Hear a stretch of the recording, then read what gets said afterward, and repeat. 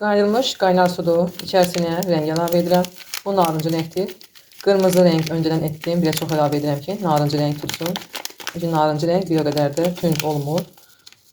Qırmızı rəngi etdiyimdə göstərəcəm. Yumurtalar da indi bişirmişəm. Su da mütləq qaynar olmalıdır. Bu da yumurtalardır. Onlar da bişib.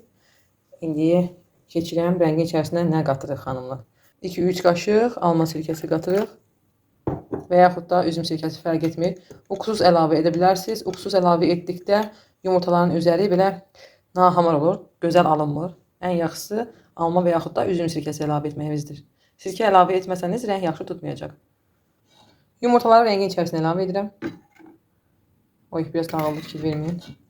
Qeyd edim ki, bu narıncı rəngdir, yəni tünd tutmaq ehtimalı yoxdur. Evdə olan rənglərin ancaq narıncı və qırmızı idi. Qırmızını etdim, baxın, suya salan kimi bu cür oldu. Sarı rəngdə tutacaq. Çevirə-çevirəm. Baxın, biraz sarı olur. Kənd yumurtasına oxşadı. Saxlayıram 1-2 dəqiqə.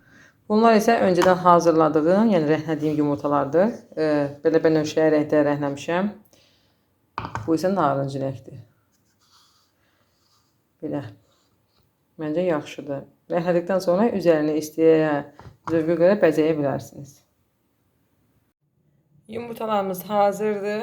İndi qoymuşam burada qurusunlar. Quruduqdan sonra xonça bəzəyəcəm. Belə yumurtalarım alındı. İstədiyiniz rəngdə bu cür edə bilərsiniz.